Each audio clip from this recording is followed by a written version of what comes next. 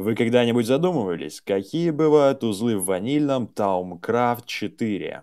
Если и задумывались, то вы знаете, что существует 6 типов узлов. Нормальный, чистый, зловещий, голодный, зараженный и нестабильный. О чем это мы? Об этом мы узнаем далее. Сегодня мы покажем вам новую особенную фичу в моде Thaumcraft 4. Ну и конечно же дюпе. Для этого нам понадобится аддон Thaumic Horizon. Новый аддон добавляет различные блоки и вещи. Но нас будет интересовать блок, взаимодействующий с узлами. Усилитель трансдукции. Его функция заключается в увеличении сантивиз в тик в возбужденном узле. Мы не знаем, сколько виз он прибавляет, но обычно в состоянии возбужденного узла за 2 трансдуктора мы получаем 1 единицу сантивиз. И с помощью трансдуктора мы будем дюпать виз в возбужденном узле, так как трансдуктор работает только с возбужденным узлом. Ставим трансдуктор и активируем его редстоуном. Виз в узле увеличен, а затем мы забираем трансдуктор или сдвигаем его с помощью дислокаторов. В нашем случае мы используем набалдашник перемещения. Как мы можем наблюдать, сантивиз не уменьшился. Сантивиз будет уменьшаться только тогда, когда трансдуктор будет уничтожен с помощью обычного ломания игроком. Теперь у нас бесконечные аспекты в узлах, но что если мы сможем обернуть все вспять, используя трансдуктор в обратном направлении? Теперь мы будем иметь 2 узла. Первый узел будет нашим донором, а второй испытуемым. Мы высосем весь виз из испытуемого узла. Устанавливаем к узлу донору трансдуктор и активируем. Узел донор увеличит виз, а мы заберем трансдуктор с помощью набалдашника и поставим ко второму узлу. Теперь ломаем трансдуктор киркой и видим, что узел потерял сантивиз. А что если мы сделаем его полностью пустым, нулевым, полностью без аспектов? Замечали ли вы когда-нибудь в NEI или в креативном меню данный узел в банке? И сейчас с помощью трансдуктора мы создадим данный узел. Повторяем операцию с отниманием виз из узла испытуемого до тех пор, пока он не потеряет весь виз. Как наблюдаем, последний аспект был утерян. Разряжаем его в обычное состояние. Теперь он почти невидим. Очки откровения не в силе его обнаружить, даже таумометр. Его нужно назвать истинным нулевым узлом со своим лором. Его нельзя изучить, так как в нем нет аспектов.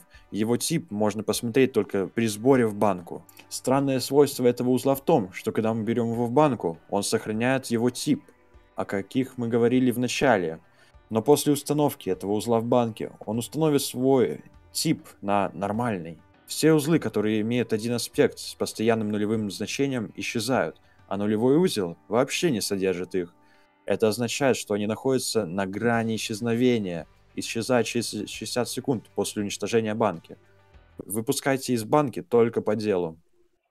Вов читает спецификацию к узлам в банке. Ладно. Но зачем данный узел нужен? С помощью него мы можем создать негативные сингулярные жемчужины. Для его создания нужно дать нулевому узлу сингулярный жемчуг. Если вы были в одиночке, вас крашнет из клиента. Нужно запускаться снова. Если вы были на сервере, то вас выкинет с ошибкой Eternal Error. Вернитесь на сервер. Теперь у вас в руках отрицательная сингулярная жемчужина. Все отрицательные и негативные предметы мы можем проводить с ней те же манипуляции. Класть в раздатчик, выкидывая бесконечно, выкидывать из инвентаря и т.д. Так же, как и с жемчужиной, другие механизмы, предметы, действия над узлами имеют непредсказуемый результат. Некоторые из них будут крашить сервер, вас или игроков в округе данного узла. Превращая стабильный узел в нулевой, узел попытается выпустить частичку аспекта, но обнаружив, что аспектов в нем совсем нет, завершит работу сервера. А теперь давайте же поговорим об уязвимостях, которые будут доступны нам еще с некоторыми аддонами к Thaumcraft. Начнем с самого первого, это этот же аддон у нас. В нем у нас еще есть 2 уязвимости как минимум, это 2 краша. Первое, это если мы возьмем нулевой узел и попробуем к нему добавить усилитель трансдукции, также при этом активировав редстоуном, то мы крашнем сервер, а то и вовсе мир. Итак, идем дальше. У нас есть Theological Recombinator, он у нас находится также в Thaumic Horizons. Он у нас делается из сингулярной жемчужины, а именно вот его крафт. Если же мы откроем банку с нулевым узлом, и как мы помним, у нас нулевой узел будет находиться без банки и без активации в пространстве около минуты, И если же мы добавим к этому узлу и активированному рекомбинатору еще другие узлы, дабы они взаимодействовали между собой с помощью рекомбинатора, то мы также крашнем сервер, а то и одиночный мир, и вовсе не сможем зайти сюда, потому что этот процесс просто уже будет необратим. Идем далее. Далее у нас мод Гадаманси. С модом Гадаманси мы сможем также крашнуть сервер. Для этого нам нужно построить вот такую конструкцию. Она у нас находится, если не ошибаюсь, вот тут, да, вот именно она. И применить Randomization Focus. То есть мы открываем эту банку с узлом и активируем эту конструкцию, после чего у нас должен крашнуться сервер.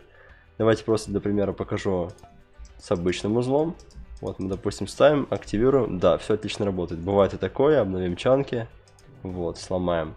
Но если же мы активируем баночку с таким узлом, то все крашнется. Поставлю пока для примера. Идем далее. Далее наш краш будет с модом Atomic Basis. Здесь нам нужен будет нод манипулятор. И также фокус к нему. Сейчас об этом все покажу и расскажу. Вот у нас нод манипулятор. Делается он довольно-таки просто. И фокус к нему подойдет, ну, как минимум, Deconstruction. Мы должны поставить нод манипулятор. Поставить к нему этот самый фокус. Он не стоит? Нет, я не помню. Давайте возьмем его на всякий случай еще раз. Да, он у меня стоял, отлично. Если вы помните, то мы можем эти фокусы дюпать по прошлым видео. Поставить снизу. И у меня уже все крашнулось. Отлично. Итак, как я уже сказал, меня в том мире крашнуло. Дело в том, что этот нод манипулятор с фокусом взаимодействует даже с узлами, которые находятся в закрытом состоянии, то есть в банке.